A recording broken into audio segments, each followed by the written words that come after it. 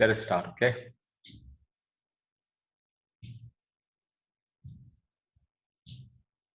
Oh,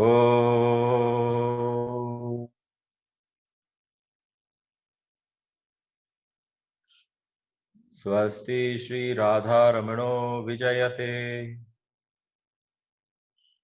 ओम श्री गणेशाय नमः। ओम श्री सरस्वत्यै नमः।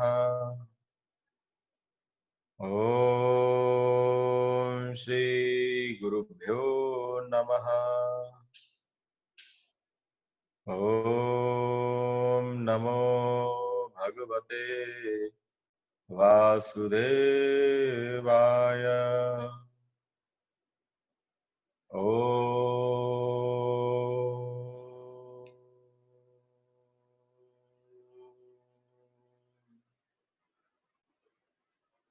लंबोदरं परम सुंदरं कदंतम रक्तांबरं त्रिनयनं परमं पवित्रम् उद्य दिवाकर करोज्ज्वल कायकान्तं विघ्नेश्वरं सकलविघ्नहरं नमामि। सच्चिदानन्दरूपाय विश्वोत्पत्यादिहेतवे तापत्रय विनाशाय श्रीकृष्णाय वयं नुमः। नारायणं नमस्कृत्य नरं चैव नरोत्तमं देवीं सरस्वतीं व्यासं ततो जयमुदीरये। कृष्णाय वासुदेवाय हरये परमात्मने प्रणतक्लेशनाशाय गोविन्दाय नमो नमः। गोविन्दाय नमो नमः। जय जय श्री राधे, जय जय श्री राधे, जय जय श्री राधे। सबको प्रणाम। There are a few things about the day today. Today is World's Dance Day. So when we say it is Dance Day, आप समझो कि अगर इन 31 दिनों में, इन 31 डेज में आप भले ही शांत बैठे हो, लेकिन अगर आपका मन, आपका हृदय, आपका रोम रोम, आपके कोई कण, कोई ऐसी चीज जिसने आपको स्पर्श किया हो और आप मनी मन नृत्य किए हो, तो समझना कि जरूरी नहीं कि सारा शरीर हिले, जरूरी नहीं कि सारे शरीर के अंग प्रदर्शित हो कि हम नृत्य कर रहे हैं। मजा इस बात का है कि कोई ऐसी गुदगुदी भीतर प्रविष्ट हो जाए परमात्मा के एक अनुभव की, कि वो नृत्य कभी बंद ना हो। स्वागत करो उसका कि वो तुम्हारे भीतर आए और नृत्य करे।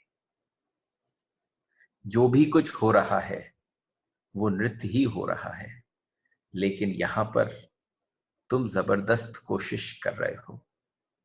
लेकिन एक बार उसको कोशिश करने दो, उसको उतर जाने दो पूरा, तो आप देखोगे every day will become the day, the dance day, because हर सूरत में वही नृत्य कर रहा है हमें। हमारा देखना, उठना, बैठना, सब कुछ वही है। और एक और आज के दिवस की विशेषता है, आज सूरदास जी का भी आविर्भाव दिवस है, सूरदास जी की जयंती है। And as I said, you know, whenever we do these series and lectures, we always try to remember very important events and days and personalities, मतलब जो इस मार्ग में important है। Before I start today, I would really like to share something very interesting, very beautiful, because you are hearing me very shushka bhav of Kathopanishad.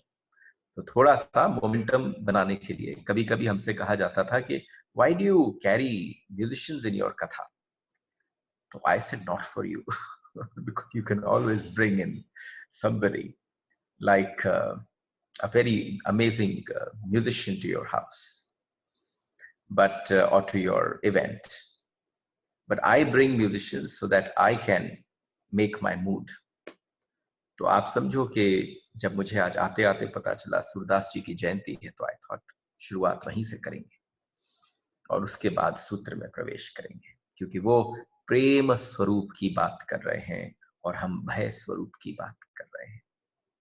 वो मान के चलो कि बिल्कुल जन्म के देवता हों वैसी बात कर रहे हैं, और यहाँ पर यम के देवता लॉर्ड ऑफ डेथ बात कर रहे हैं। एक बार की बात है कि जैसे सबको ज्ञात है, उनके चक्षु नहीं थे, देख नहीं सकते थे, और जब देख नहीं सकते थे तो आनंद का विषय ये था कि जिस भी मंदिर में पहुंच जाते थे सूरदास, तो वहां पहुंचते ही, उस मंदिर के अंदर पहुंचते ही अंदर क्या चल रहा होता उनको दिख जाता था। यानी लौकिक दृष्टि नहीं थी, अलौकिक दृष्टि थी, जिसको संस्कृत में कहा जाए दिव्यम ददामिते चक्षु, दिव्य चक्षु विराजमान थे।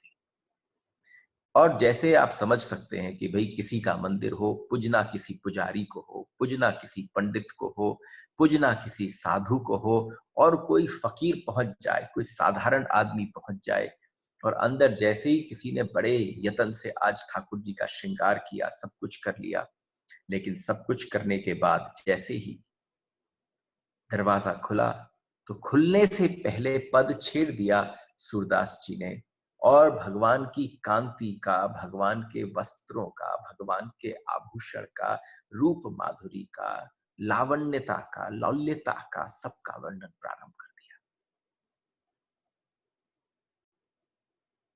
तो सब लोग देख के आश्चर्यचकित रह जाते थे कि आज सूरदास जी जो जिन्हें दिखता नहीं है, तो पंडित को लगता था झूठ बोलता है, दिखता है, ये झूठा है, इसको दिखता है। तो जैसे ही कहा झूठा है, तो एक दिन हमारे सारे उस स्थान के मंदिर से पंडित आए और उन सब ने लेकर सूरदास जी के आंखों पर पट्टी बांधना चालू कर दिया। ठंड के दिन थे, सूरदास जी हाथ जोड़ के खड़े हो गए, पट्टी बांधे जा रहे थे, अंधे की आंख पर पट्टी बांधे जा रहे थे। कैसे अंधे होंगे, जिन्हें पता नहीं होगा कि क्या है राज इस बात का। लेकिन जब पट्टी पे पट्टी बांधी गई, तो समझ गए कि अब इस आदमी को दिख नहीं सकता। और जैसे ही मंदिर का पट खुला, सर्दियों का दिन था, सूरदास जी रो पड़े, इस कदर रोए, इतना रोए कि हिलकियां भर गईं। लेकिन उस हिलकियों में आज जो उनके मन से पद निकला, आज हरि देखेरी नंगम नंगा, आज हरि देखेरी। ठंड के दिन थे, एक अंधे की परीक्षा लेने के लिए भीतर जो आंख वाला अंधा था, उसने अपने ठाकुर को बगैर वस्त्र के ही खड़ा कर दिया। और जैसे ही उन पट्टियों में बंधे हुए देखा, तो सारे मंदिर में जितने भी वैष्णव थे, सबरों के मन में सबके आंखें अश्रु गीली हो गई, और सब ने आकर सूरदास जी को आकर पकड़ लिया, क्योंकि उनको पट खुलने से पहले दिख गया था, आज हरि देखे नंगम नंगा। इस पद को क्या पूरा करने की आवश्यकता नहीं है, क्योंकि भाव इस समय किसी और का है।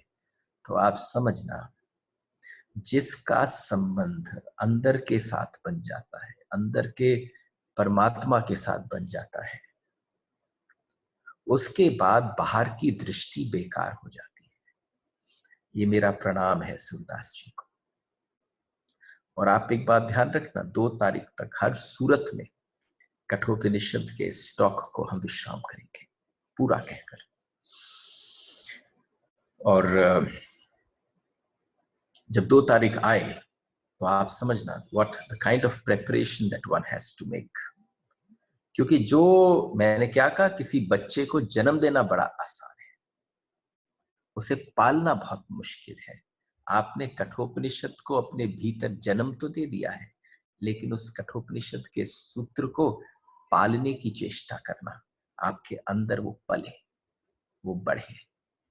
आपको पता है जो रियल रिलेशनशिप होता है गुरु और शिष्य का, वो कैसा होता है? बिल्कुल ऐसा जैसे गुरु और शिष्य का रिलेशनशिप शिव और पार्वती बताते हैं। शिव और पार्वती कहते हैं कि ऐसा ऐसा प्रेम का संबंध होना चाहिए, इतने दिव्याति दिव्य प्रेम का संबंध होना चाहिए कि जिस प्रकार से एक वास्तविक प्रेमी किसी के गर्भ में कुछ डालता है और वो गर्भ के अंदर उसके अंदर पनपना प्रारंभ कर देता है, ऐसा ही गुरु और शिष्य का रिलेशनशिप होना चाहिए कि वो तुम्हारे इस जीवन रूपी गर्भ के अंदर, तुम्हारी बुद्धि रूपी गर्भ के अंदर, तुम्हारी मन रूपी गर्भ के अंदर जब कोई पिसी हुई सिल और लोड़ी से तत्व और सिद्धांत और दृष्टांत के रसों की चटनी बनाकर तुम्हारे भीतर डाले, तो वो सिर्फ भीतर न पड़ी रहे, वो जागृत हो जाए, वो बढ़ने लग जाए। I think that is the best prasad one can give back to the Guru. This is what is required. Anyway, सूत्र में प्रवेश करते हैं। तो हमने कल आपसे कहा, जहां पर हमारी बात रुकी, जिस स्थान पर विश्राम हुआ, तुम केवल परमात्मा की हवा के रुख को पहचान लेना, अपनी नौका छोड़ देना, अपनी नौका उसके रुख में, उसके हवा के रुख में, उस नदी के रुख में छोड़ देना, प्रवाह में छोड़ देना। आप उसमें बीच में दिक्कत मत करना, उसमें बीच में फंसना मत, उसके बीच में रोड़े मत अटकाना, उसमें अपनी मत चलाना। चलनी उसी की है, हर सूरत में उसकी चलनी है, लेकिन कोशिश भी मत करना अगर आपने वो कोशिश छोड़ दी। If you drop that trying, सब कुछ उसका फल होगा। उसके बाद जिंदगी मौज से निकलेगी। आप समझ लेना, जब आप देखते होंगे, मैं हर बार जब प्रारंभ करता हूं किसी भी सेशन को, तो प्रारंभ में आप सबसे कहता हूं राधे राधे। What is Radha? क्या है राधा? राधा राधा राधा राधा राधा राधा राधा राधा राधा राधा। एक समय के बाद राधा पता नहीं कहां गायब हो जाती है और धारा बन जाती है। जो धारा है, वो जो प्रवाह है, वो राधा है। लेकिन आप समझना, यानी जो बहती हुई कृष्ण के स्रोत से, प्रेम स्वरूप से जो निकलती है, वो राधा है। और जो वापस आपको स्रोत में पहुंचा दे, वो धारा है। यानी जो धारा आपसे निकल चुकी है, जो गंगोत्री से आपका उद्गम स्थान, आपके जन्म के साथ मां के गर्भ से इस संसार में धारा निकल चुकी है, जब आप राधा बोलते हैं तो बहती हुई धारा को मोड़कर कृष्ण के, परमात्मा के चरणों में परमात्मा के साथ मिलाने का जो सामर्थ है जिसमें, उसको राधा बोलते हैं। वापस वाली यात्रा। सोचो, एक आदमी गाड़ी में बहुत तेज जा रहा था, बहुत ही तेज, गाड़ी बहुत तेज थी, और तीव्र गति से गाड़ी चलते चलते एकदम एक पेड़ के नीचे एक आदमी, वो गाड़ी रुकी। पेड़ के नीचे एक आदमी मौज से हवा के झोंके खा रहा था। खाते खाते उसने, उस गाड़ी वाले ने रोक कर पूछा, दिल्ली कितनी दूर है? तो उसने कहा, जिस दिशा में जा रहे हो दिल्ली बहुत दूर है, बहुत दूर है। जिस दिशा में जा रहे हो? तो उसने कहा मतलब? उसने कहा इसलिए कि पीछे छूट गई है। आपकी भी दिल्ली बहुत दूर है। क्यों? क्योंकि आप संसार में बहुत आगे निकल आए हो। थोड़ा पीछे की तरफ आ जाओ, थोड़ा अंदर की तरफ आ जाओ, तो आपको पता चलेगा दिल्ली बहुत पास है, परमात्मा बहुत निकट है। अन्यथा जिस दिशा में निकल रहे हो, उस समय पता चलेगा कि वो बहुत दूर है। बहुत दूर है। उसकी हवा के रुख को पहचान लो। आप पहचानते नहीं हो, क्योंकि सबसे बड़ी बात है, मृत्यु भी हमारे गलत चलने का परिणाम है। मृत्यु गलत चलने का परिणाम क्यों है? क्योंकि अगर सारा अटेंशन, अटेंशन भी शब्द गलत है, लेट मी इम्प्रोवाइज इट, सारी कॉन्सेंट्रेशन अगर सिर्फ शरीर पर है, सारा फोकस केवल शरीर के ऊपर है, तो आप समझना मृत्यु हमारे गलत चलने का परिणाम है। क्योंकि वो फोकस आपके शरीर पर, आपके अंग पर, आपके अपने ऊपर जो है ही नहीं, जो मरण धर्मा है। लेकिन जिस दिन वही attention, let me tell you the choice of the words here if you can understand. मैंने शुरू में शरीर की तरफ वर्ड्स यूज किए, फोकस और कंसंट्रेशन, लेकिन आत्मा की तरफ शब्द यूज किए अटेंशन। अटेंशन का मतलब क्या है? सब कुछ घट रहा है, आप संसार में भी हैं, आप परिवार को भी देख रहे हैं, आप व्यापार को भी चला रहे हैं, लेकिन सब कुछ होते हुए आप बड़े अटेंटिव हैं। आपकी धारा आपकी आत्मा से नहीं छूटती, आपकी धारा आपके परमात्मा से नहीं छूटती। लेकिन कंसंट्रेशन में क्या होता है? जब आप फोकस करते हैं तो क्या होता है? जैसे ही आप फोकस करना प्रारंभ करते हैं, आपकी हर तरफ से ध्यान हट जाता है। वास्तव में अगर अब आप देखें तो हमारा जो भीतर प्रविष्ट है हमारे शरीर की तरफ, वो सिर्फ फोकस है, वो सिर्फ एब्सोल्यूट कंसंट्रेशन है। उस कंसंट्रेशन की तरफ जो हालत है हमारी, उसने हमें सब चीजों से दूर कर दिया है, हमको कुछ दिखता ही नहीं है। इसलिए मैंने कहा हम जिस स्टेज पर हैं उसे ईगोसेंट्रिक कहा जाएगा। और हम कहां पहुंचने वाले हैं आप समझ जाओ। इससे अगर आपने यात्रा नहीं मोड़ी, आप कह रहे हो ईगोसेंट्रिक वाले स्थान पर खड़े होकर पूछ रहे हो कि कितनी दूर है दिल्ली, तो उसने कह दिया बहुत दूर है, क्योंकि सामने का जो नेक्स्ट स्टेशन है वो ईगो मैनियक है, वो विशियस सर्कल है, उससे बाहर नहीं आ पाओगे। अरे ईगो सेंट्रिक से वापस आ जाओ, ईगोटिस्ट पे आ जाओ, ईगोइस्ट पे आ जाओ, ईगो पे आ जाओ, उसके बाद कॉन्शियसनेस पे आ जाओ, अंतःकरण में प्रविष्ट कर जाओ। वापस जाओगे तो दिल्ली बहुत पास है, अंदर आओगे तो दिल्ली बहुत निकट है, परमात्मा बहुत पास है। बिल्कुल आप उसे छुओ और वो मिल जाएगा।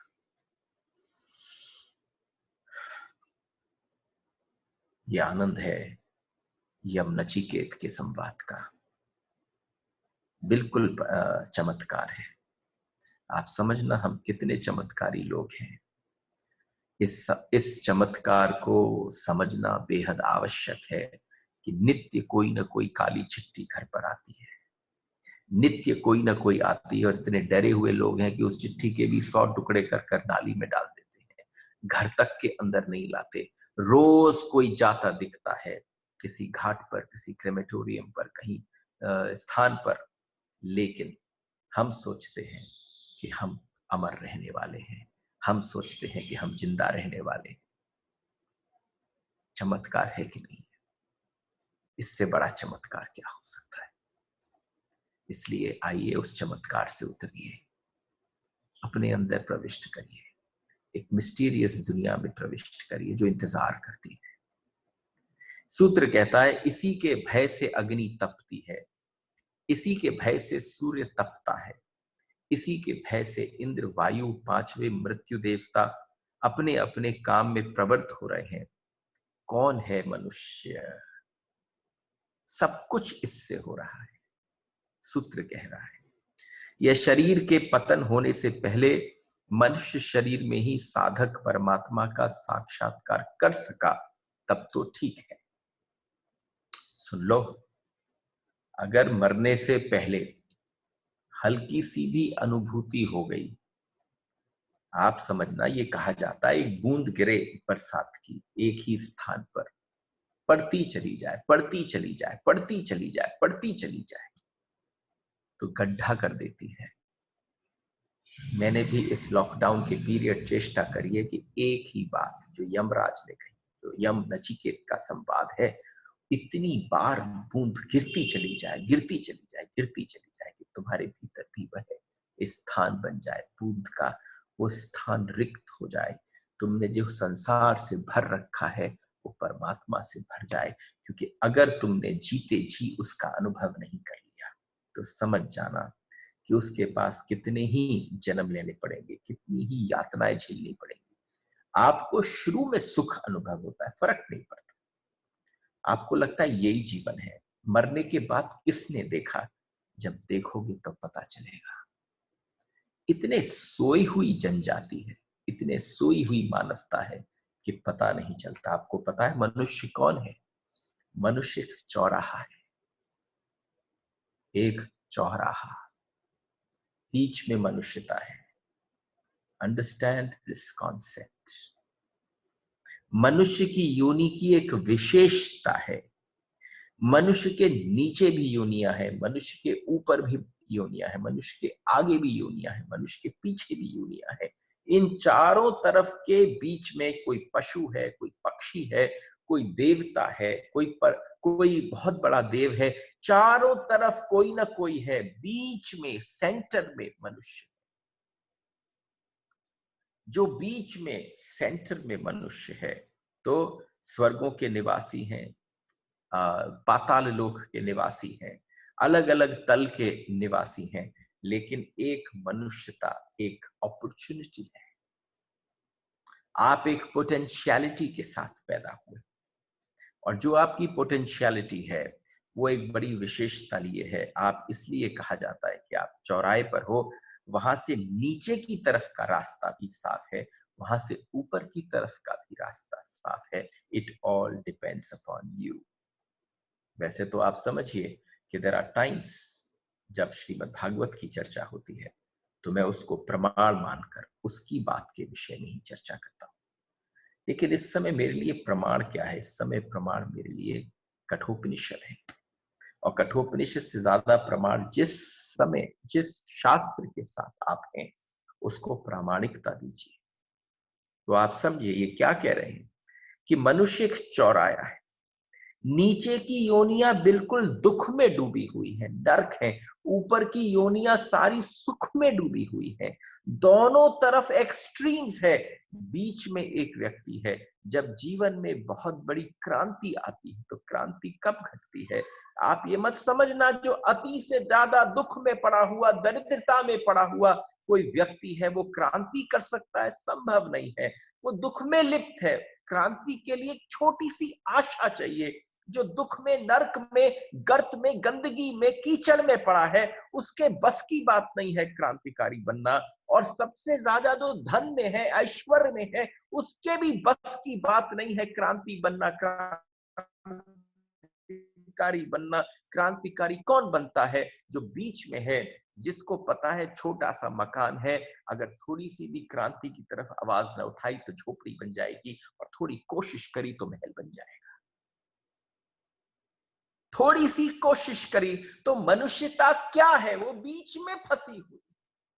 अब गिरा दो ये दीवारों को, जिन दीवारों को तुमने धन से बनाया, कास्ट से बनाया, कलर से बनाया, क्रीड से बनाया, सारी अगर गिर जाती है और मनुष्यता, केवल मनुष्यता, मानव रह जाता है, मनु रह जाता है, मनु की संतान के रूप में रह जाता है, उसकी क्लासिफिकेशंस जो संसार ने बनाई वो सारी हट जाती है, तो समझने की बात है। तब आप पहली बार पाएंगे कि आप ही वो चौराहा है। आप समझना क्या कह रहे हैं। यम यम यम कह रहे हैं अगर ऊपर की यात्रा करनी है तो प्रज्ञा बोध स्थित प्रज्ञ की यात्रा कर लो, और अगर तुम्हें नीचे की यात्रा करनी है तो कोई डेफिनेशन की जरूरत नहीं है। जो तुम कर रहे हो वो नीचे के लोकों में ले जाएगी। जिस व्यक्ति को हमने अलग अलग रूप प्रदान किए, तो न तो अमीर के घर में पैदा हो सकता है एक व्यक्ति जिसको ये पता चल जाए कि मैं बहुत अमीर, तो आप समझना उसने बस एक तरफ से अपने आप को प्रसन्न कर लिया, ढांढस बंधा लिया। बस अगर क्रांति खत्म करनी है, भगवान ने भी एक तरीका अपनाया है। आप समझना, अगर आपने इस सूत्र को समझा तो आप भगवान की चाल समझ जाओगे। और यम ही है जो आपको भगवान की चाल को समझा सकता है। यम क्या कह रहा है? यम कह रहा है कि अगर ये क्रांति खत्म करनी है, चौराहे पर खड़े हुए आदमी की बेचैनी खत्म करनी है, उसको क्रांति नहीं करने देनी है, तो उसको थोड़ा सा धन दे दो, थोड़ा सा यश दे दो, थोड़ी सी कीर्ति दे दो, थोड़ा सा लालच दे दो, थोड़ा सा लोभ दे दो, और जिस समय उसको कोई पद दे दो। तुमने जैसे ही किसी क्रांतिकारी को कोई पद दिया, उसके देते ही तुम देखोगे क्रांति खत्म हो गई। इसलिए सारे मनुष्य जो हैं, उनके भीतर क्रांति नहीं उठ रही, क्योंकि सब अपनी अपनी छोटी छोटी संपत्ति को सजो कर बैठे हैं। परमात्मा ने सोच लिया, इसको थोड़ा सा लॉलीपॉप दे दो इसके हाथ में, ये थोड़ा दिन चूसता रहेगा लेकिन क्रांति नहीं करेगा। लेकिन जब उसने कोई बीच में खड़ा होता है, बुद्ध जैसा, महावीर जैसा, नानक जैसा, कबीर जैसा, तुलसी जैसा, सूरदास जैसा, तो वो व्यक्ति, उसके साथ कोई लॉलीपॉप परमात्मा की काम नहीं आती, कोई सिद्धि काम नहीं आती, कोई चीज काम नहीं आती। वो क्रांति की तरफ बढ़ता है, अपने आप का उत्थान करता है। यही यम कह रहे हैं।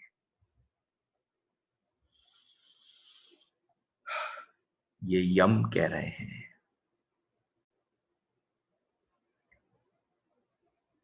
समझो कितना बड़ा सूत्र है, और यम के समझाने का ढंग कितना बड़ा है। आप समझो, जब मैंने कठोपनिषद से पहली बार रूबरू हुआ, तो मुझे यम से भी प्रेम हो गया। क्योंकि यम ने जो कहा, आप समझना, कोई व्यक्ति आपकी कुछ इच्छा को पूरी कर दे, आपकी कोई वस्तु को पूरा कर दे, तो क्या पूरा किया? जिसने आपकी जिज्ञासा पूरी कर दी, जिसने आपकी जिज्ञासा पूरी कर दी, जिसने आपकी आंतरिक प्रश्नों की इच्छा पूरी कर दी। तो यम के पास आमना सामना कर कर बैठ जाने का जो सामर्थ्य है, वो सीधी सीधी बात है, तैयारी कर लेनी है कि ना।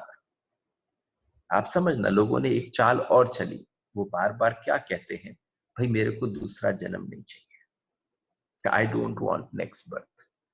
तो वो इस कदर सत्कर्म करना प्रारंभ कर देते हैं, और उस सत्कर्म को करते करते अहम से भर जाते हैं। अगर एक सत्कर्म करने के पश्चात आपका मन बार बार ये करे कि मैं सुनूं कोई मेरे बारे में क्या कह रहा है, क्या विचार कर रहा है, जयकारा हो रहा है कि नहीं हो रहा है, तो तुम समझना अभी तुम्हारी बहुत लंबी यात्रा बाकी है। आखिरी जन्म नहीं हो सकता, पॉसिबल नहीं है। आखिरी जन्म के तो दिखने लग जाते हैं लक्षण। आप इतने स्थित प्रज्ञ हो जाते हो, न सुख स्पर्श करता है, न किसी और प्रकार की कोई चीज स्पर्श करती है, संभव ही नहीं है।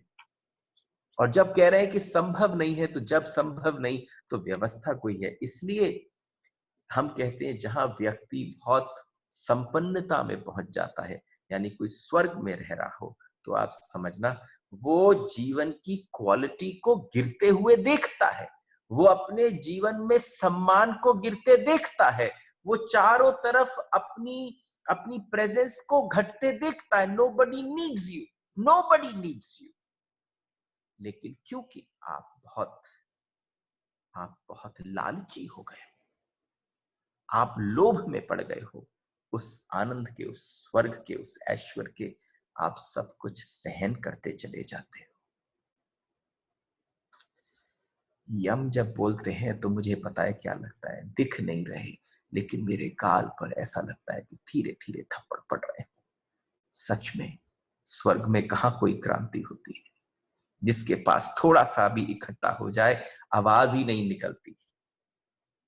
जो सुविधा में रहने का हो गया है, इसीलिए तो परमात्मा ने कहा उस व्यक्ति को थोड़ा सा दे दो, बस भर दो उसको। जैसे ही वो भरा तो बात खत्म हो गई।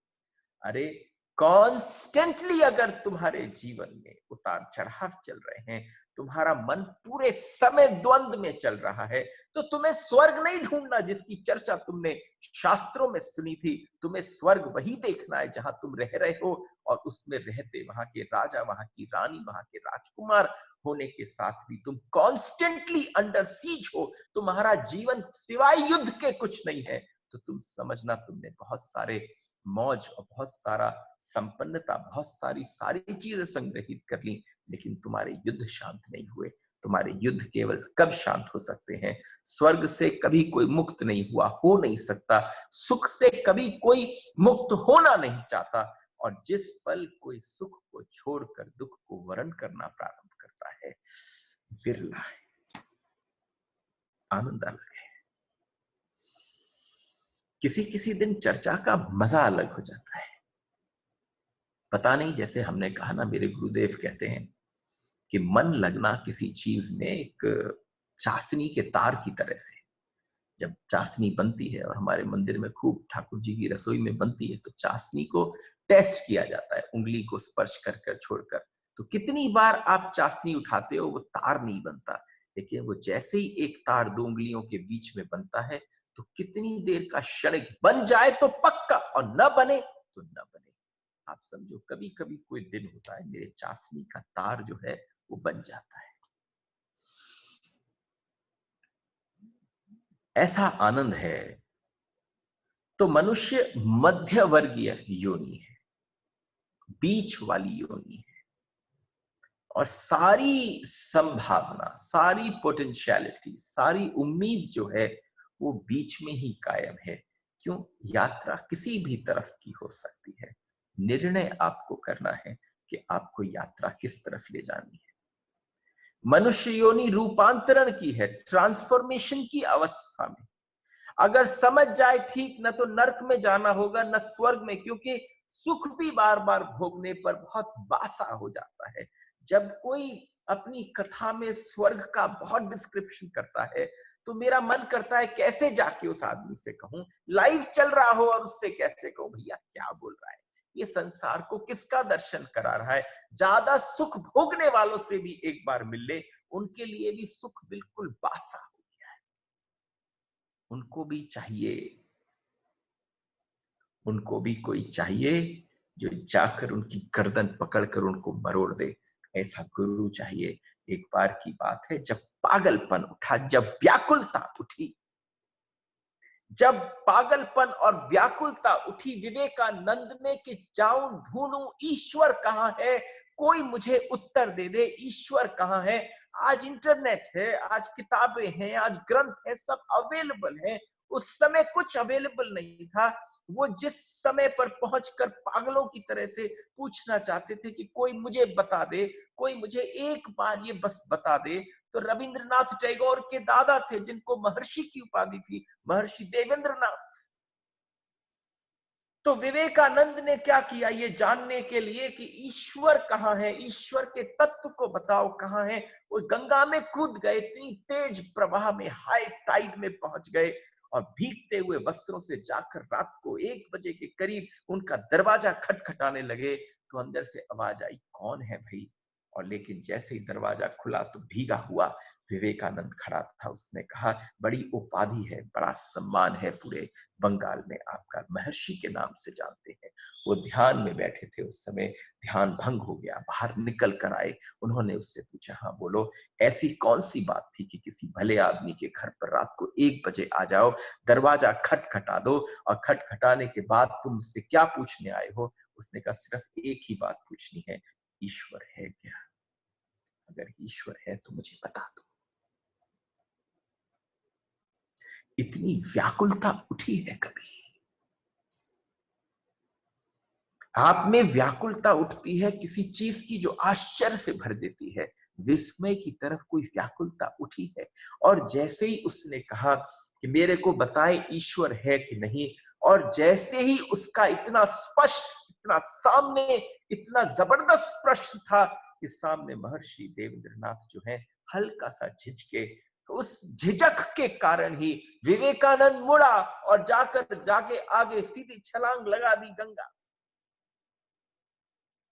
उन्होंने कहा, अरे तूने प्रश्न किया था, मैं उत्तर देने वाला था। उसने कहा, छोड़ो, तुम झिझक गए। जो झिझक गया उसको पता नहीं,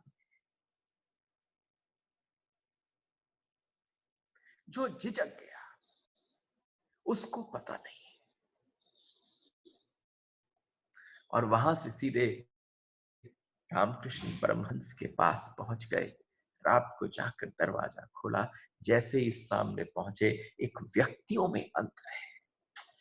आपकी सारी सर्च जो है वो उस व्यक्ति के पास है जो तुम्हारी वासना की रेखा को पहचाने। वो समझ जाए कि तुम्हें अगर सम्मान चाहिए तो सम्मान से भर दे, तुम्हें तुम्हें कुछ और चाहिए तो उससे भर दे। लेकिन विवेकानंद भीगे हुए अवस्था में, पूरे कपड़े भीगे हुए, सीधे रामकृष्ण परमहंस के पास पहुंच गए और उनसे जाके कहा, अगर साफ साफ आपको पता है तो मुझे बताइए, ईश्वर है या नहीं है। उसी समय पर आप समझना, अंतर होता है किसी किसी गुरु में। आपकी भेंट नहीं हुई, आपका परिचय नहीं हुआ, जो आपको दिखाई नहीं, जो बाहर से गंदा ही रहे, खेलता रहे, बच्चे जैसा लगे, आनंद करता हुआ दिखे। लेकिन जैसे ही विवेकानंद सामने पहुंचे रामकृष्ण परमहंस के, उन्होंने पकड़ी उसकी गर्दन और लेकर उसे दबा दिया। और दबाकर ये तैयार नहीं थे, वहां पर महर्षि देवेंद्रनाथ झिझक गए थे, यहाँ विवेकानंद झिझक गए थे, क्योंकि साक्षात परम गुरु सामने खड़ा था। और जैसे ही उसको लिया, लिटाया, उसकी छाती के ऊपर अपना पांव रख दिया। आप समझना, जहां छाती के ऊपर पांव रखा, परमात्मा कोई कहने की चीज है। जिसको पता चल गया है, जिसको अनुभव हो गया है, वो तुम्हें एक क्षण में, एक पल में तुम्हारी गर्दन को पकड़कर, फिर तुम कहो कि नहीं नहीं, गुरु का ये तरीका नहीं है कि वो मेरी गर्दन को पकड़े, मेरी छाती पर अपना पांव रख दे। लेकिन वास्तविक होगा तो वो काम करेगा जो करना चाहिए। वो तुम्हारी ठोड़ी को नहीं सहलाएगा, क्योंकि जो ठोड़ी को सहलाए वो गुरु नहीं हो सकता। उसके बाद उठने के पश्चात जो घुसा था विवेकानंद और जो बाहर निकला, जमीन और आसमान का अंतर हो गया था। मेरा भी ये मन है कि तुम ऐसे ही आओ, अपनी गर्दन को भिजवा दो, तुम्हारे भीतर भी ऐसी अभीप्सा उठ जाए, वो व्याकुलता उठ जाए, वो फड़फड़ाहट होने लग जाए, कि ये प्रश्न तुम्हारे भीतर जागृत हो जाए। तब समझना, ये प्रवास जो हमने मिलकर साथ किया, ये थोड़ा सा सफल हुआ। क्योंकि लोग दुख से इतनी जल्दी नहीं ऊबते, सुख से ऊब जाते हैं। सारे सुख बासी हो जाते हैं। सौंदर्य भी कुरूपता में बदल जाता है। मैं सोचता हूं, मेरी बड़ी स्पष्ट कल्पना है कि स्वर्ग के सारे देवता तुम्हें बोर्डम में उमासी लेते दिखेंगे। इतना सुख है, इतना सुख है, इतना सुख होगा कि वहां पर उन्हें लगेगा अब करने को कुछ नहीं। और अगर तुम्हें भी ये अनुभव होता हो करने का कुछ नहीं, तो समझ जाना स्वर्ग है। निवृत्त हो जाना उससे, कोई ऐसे काम में लगना जहां पर तुम झोंक सको अपने आप को, क्योंकि तुम नहीं झोंक पाए तो गड़बड़ हो जाएगी। जो मनुष्य इस बात को समझ लेता है कि दुख तो दुख है ही, सुख भी अंततः दुख में ले जाता है। कितनी प्रकार से शास्त्र चर्चा कर सकते हैं। तुम अपने आप पूरी दीवारों भरकर लाइब्रेरी बना दो, किताब खुले ही नहीं तो क्या फायदा। अब जब ग्रंथ खुल ही गया है, तभी तो हमने कहा, हमें तो शुरू में कल्पना ही नहीं थी कि ऐसा सत्संग, ऐसा संग मिल जाएगा कि ये इतनी लंबी यात्रा हो जाएगी। हमेशा थोड़े थोड़े दिन की बात होती थी, इस बार थोड़ी यात्रा अत्यधिक लंबी घट गई। साथ बहुत आवश्यक है। और आप समझना, आप जितने भी सामने बैठे हैं, मुझे हमेशा प्रतीत होता है कि सबके घटाकाश टूट चुके हैं, पटाकाश से बात कर रहा हूं, यानी you all have become one, you all have become just one, क्योंकि नहीं तो चर्चा नहीं हो सकती। सूत्र कहता है यदि शरीर का पतन होने से पहले मनुष्य शरीर में ही साधक परमात्मा का साक्षात्कार न कर सका तो ठीक, न कर सका, लेकिन फिर अनेक कल्पों तक नाना प्रकार के अलग अलग जन्मों में प्रविष्ट होता है। एक किताब है रुडोल्फ ऑटो की, ये एक जर्मनी के बहुत बड़े विचारक हैं। इन्होंने अपनी किताब में एक वर्ड यूज किया है, वो है ट्रिमेंडम। उन्होंने भी भगवान को, मुझे लगता है उनका कोई संबंध नचिकेत से नहीं रहा होगा, लेकिन जिस परंपरा को वो फॉलो करते रहे होंगे वो भी परमात्मा को भय स्वरूप मानते थे। तो परमात्मा अत्यंत भयंकर है, ऐसी दृष्टि दी है, दृष्टि थोड़ी और गहराई से समझ लेनी चाहिए। आप समझना, अगर मैं आपसे कहूं एक छोटी सी एक एग्जाम्पल चालू करते हैं, क्या देयर आर 2 वर्ड्स, देखो 30 दिन हो गए और हमारे 2 शब्द खत्म नहीं हो रहे, खत्म होंगे भी नहीं, क्योंकि पोलैरिटीज की चर्चा कर रहे हैं। एक एंड है, एक दूसरा एंड है। एक एंड है AND और एक एंड है END। लिसनिंग और नॉट लिसनिंग, क्वाइट इंपॉर्टेंट। एक एंड है, जब भी आप कुछ पाते हो तो AND लग जाता है, और फिर आप कहते हो अच्छा, और जब आपको कुछ मिलना चालू होता है कि तो और चाहिए, जब आपको यश मिलता है कि तो और चाहिए, प्रतिष्ठा चाहिए तो और चाहिए। अंग्रेजी में क्या कहते हैं? And and and and. Will this and ever END and? Will this end ever END end? Ask this question to yourself.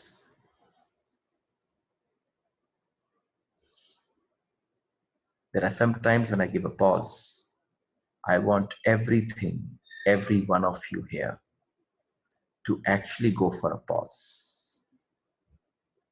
in your life. Pause even of AND. हमारे एंडों की फेहरिस्त बहुत लंबी है, चलती चली जा रही है। AND AND AND. End it. If you end it, तो आपके बार बार के जितने भी जन्म हैं, आपके जितने भी बार बार प्रोसेसेस हैं, उन सब का एंड हो जाएगा। AND will END. This is the message for today. This is how Yama is saying something very exceptionally beautiful to Nachiketa. तो सोचने की बात है, जैसे बूंद सागर में गिरने से पहले थोड़ी सी डरेगी, डरती ही है, क्योंकि जब एक बूंद बनकर गिरती है, ये बूंद अगर सागर में गिरेगी तो डरेगी। क्यों गिरेगी? क्योंकि उसका मिटना संभव है, उसका मिटना तय है। जिस व्यक्ति ने अपने आप को बूंद मानकर सागर में जाने में सोचा कि मैं अलग हूं, और and never ends in present situation. Yes, Sudhir ji, and never ends. It should end. That is why we are talking on Yam Nachiketa Samvad. That END should actually be END. That is the beauty of the whole discussion with Yama and Nachiketa. आप बताइए कि अलग अलग तरीके हैं समझाने के। मैंने आपसे क्या कहा, भरा पड़ा है अध्यात्म, भरा पड़ा है वृंदावन, समझाने के अलग अलग ढंग हैं। लेकिन जब मैं आप सबों के पास आता हूं, जो प्रेम प्राप्त करता हूं, तो मुझे लगता है इस समय जितना भीतर हो ढेल कर सामने रख दो, अपने भीतर कुछ न रखूं। Let it and, because if this ends within me, that will be a sutra in your life to at least start doing that end. Now this will not happen. So anyway, सागर से मिलने का अर्थ है मृत्यु। मैं बड़ी एक विशेष बात कहने जा रहा हूं। इसलिए हम मृत्यु से किस लिए डरते हैं? मृत्यु से इसलिए डरते हैं कि वो हमें मिटा देगी। मृत्यु से भी एक और खतरनाक चीज है, गौर से सुनना। यम के साथ आपको भी प्रेम हो जाए ना, तो आप समझना, एक मृत्यु की छाया, मृत्यु की रिमेम्बरेंस के साथ जीने का मजा कुछ और है। क्योंकि फिर आप जहां पर हो पूरी ज्योति जल रही है। मृत्यु हमें मिटा देगी, लेकिन मृत्यु से भी खतरनाक कोई भयंकर चीज है, और वो कौन है? वो परमात्मा है। मृत्यु सिर्फ तुम्हें मिटा सकती है, परमात्मा तुम्हें पूरा का पूरा पहुंच सकता है।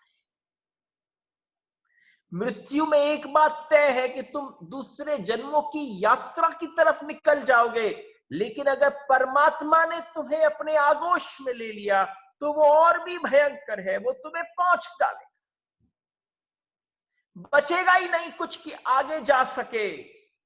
लेकिन जो परम संत हैं, जो सदगुरु हैं, जो ऐसे हैं जिन्होंने जीवन के इस यथार्थ को जान लिया है, वो परमात्मा के पास केवल अपने आप को पुछवाने ही जाते हैं, पहुंच डालो मुझको।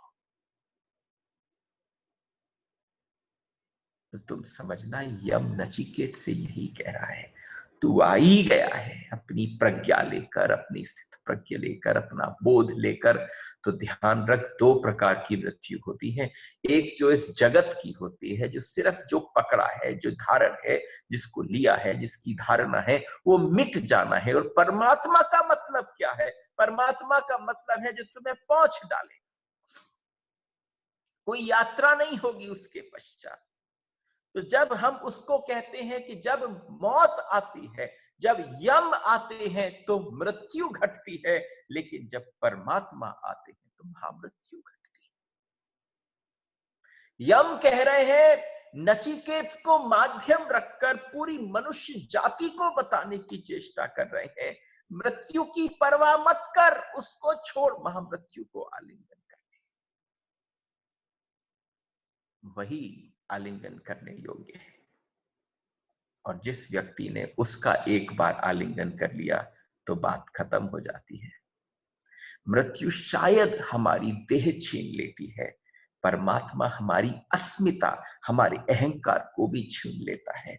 उससे बड़ी कोई मौत नहीं होती जो हमारी अस्मिता छीन, आपका ब्लूप्रिंट खत्म हो जाए। जिसको आप समझाने की भाषा में बड़े बड़े संतों से सुनते हो कि एक व्यक्ति का स्थूल शरीर चला जाता है, सूक्ष्म शरीर रह जाता है, एक ब्लूप्रिंट है भीतर जो हर बार जन्म के लिए कारण बनता है। मां के गर्भ से जब बालक निकलता है तो मां के गर्भ के द्वार पर एक उपनिषद, एक गर्भ उपनिषद की धारा है कि एक छोटा सा एक ऐसा स्तर होता है कि जब उसका स्पर्श किसी बालक के मस्तक से होता हुआ उसके ब्रह्मरंध्र को स्पर्श करता है, वो तब बालक उसको स्पर्श कर कर बाहर निकलता है, तो उसमें ऐसा तात्पर्य, उसमें ऐसा सामर्थ्य है कि उसको अपने पूर्व जन्म सारे के सारे विस्मृत हो जाते हैं। और कई बार ऐसा कहा जाता है, जिन जिन बच्चों का जन्म जो है वो सिजेरियन, यानी नॉर्मल डिलीवरीज नहीं हुई और सिजेरियन डिलीवरीज हुई, उनको कभी कभी अपने पूर्व जन्मों की एक आध की स्मृति रह जाती है। वो इसलिए कि जो मां के शरीर से बाहर आने का मार्ग है, उस मार्ग पर वो उस चीज का स्पर्श नहीं हुआ जो सारे जन्मों की रेखा को मिटा दे। बड़ी गहरी साइंस है ये, तो अभी बूंद बूंद छलकाने की चेष्टा करें। तो जब हम डरते हैं मृत्यु से, तो स्वाभाविक है हम परमात्मा से भी डरें। और डरने वाला व्यक्ति अनुकूल चलता है, आचरण सही रखता है, और जो निडर व्यक्ति है वो ही दुष्कर्म करता है। और आप समझना, मनुष्यता से ज्यादा निडर व्यक्ति भी आपको नहीं मिलेगा, क्योंकि वो उस वाले पाठ की चिंता नहीं करता, इस वाले पाठ की चिंता करता है। जो यहाँ की चिंता करता है, सिर्फ परमात्मा की उसे कोई परवाह नहीं। तो प्रेम का अर्थ है, सबसे बड़ी बात है कि जो खोने को राजी नहीं, वो कभी प्रेम को भी उपलब्ध नहीं हो पाएगा। जो संबंध है आपका परमात्मा के साथ, वो अनुकूलता का संबंध है। डरना उससे है, उसके साथ प्रेम भी करना है और उसके साथ डर भी करना है, कायम रखना है। प्रेम का अर्थ ही है विसर्जन, अपने को डुबाने की तैयारी, मिटाने की तैयारी। प्रेम भी थोड़े अर्थों में अहंकार का विनाश है। और जहां कोई तात्पर्य बन जाए आपके अहंकार के विनाश के लिए, आप समझो उससे बड़ा और क्या तोहफा दे सकता है कोई। इसीलिए मैंने कहा, लोग महापुरुषों के पास या किसी ऐसे के पास जाने में बड़े घबराते हैं, कैसे जाऊं। लेकिन आप जाओ तो सही, आप खुलकर चर्चा तो करो, आप अपने मन की तैयारी तो करो। आप जैसे ही अपने इस परमात्मा के पास, जो भय और प्रेम स्वरूप का मिश्रण है, उसके पास पहुंचो तो अहोभाव से भर जाओगे। जहां पर डर, जहां पर भय की आवश्यकता है, वो होगा। ध्यान में जो लोग गहरे उतर जाते हैं, वह एक न एक दिन आकर निश्चित ही कहते हैं। क्या कहते हैं?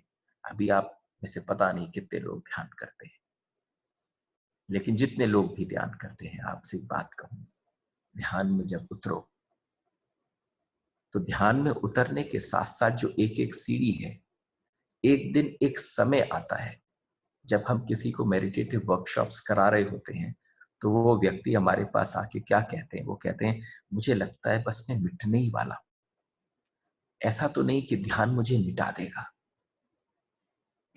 बस उस समय ध्यान करना इस डर से कि मैं मिट जाऊं, छोड़ मत देना।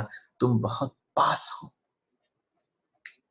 तुम उस सागर के, उस अमृत के बहुत पास हो। जब तुम्हारे ध्यान में प्रवेश करने के साथ तुम्हारे मन के अंदर ये धारणा होने लग जाए कि शायद ये ध्यान मुझे मिटा देगा, वो ध्यान मिटाने के लिए ही है, लेकिन ये मिटना जो है, ये पूरे सर्व आकाश और सागर में जाकर मिलने में परिणत हो जाएगा। तुम जीते जी जागते हुए अवस्था में वॉलंटरली मिटने की तैयारी कर रहे हो, तुम्हें कोई मिटा नहीं सकता फिर। और जो व्यक्ति अपने आप को बचाने की चेष्टा कर रहा है, उसको कोई बचा नहीं सकता। हम यही कह रहे हैं, ध्यान भी मृत्यु है, क्योंकि ध्यान छलांग है विराट में। ध्यान भी वास्तविक मृत्यु है, क्योंकि वो एक छलांग लगाते हो तुम परमात्मा में। जब आपको घबराहट पकड़ ले तो समझ जाना, जिसको उस दिन, जिस दिन ध्यान हुआ, अगर हल्की सी भी कहीं किसी भी बात की घबराहट हुई हो, तो समझना स्वाद बहुत निकट था। उस स्वाद के लिए आपको ये सोच लेना चाहिए कि उस पल उस स्वाद को नहीं छोड़ना किसी भी सूरत। यम और नचिकेत का संवाद सारा का सारा इस पूरे देह से, इस पूरी आत्मा से, मन बुद्धि इंद्रियों के साथ संबंधित है।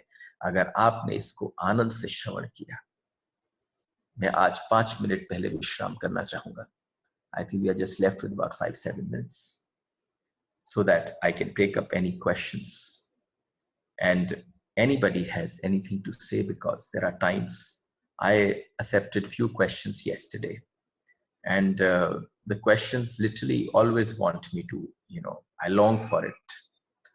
And in case if they are unable to be answered here, if they're long descriptive ones, then I'll take some time for them. Why? Because I don't want that if they cannot be wind up in 4-5 minutes, then we'll talk about them. But this journey has been fantastic. We are just nearing the end of एक comma लगाने वाले हैं। And नहीं कहा जाएगा, full stop नहीं लग रहा, किसी शास्त्र में कभी फुल स्टॉप नहीं लगता। Anybody has anything to say, please? Niket ji, see too, if anybody raise their hands, you can unmute them. We'll love to hear from them. Please raise your hands if you have any question.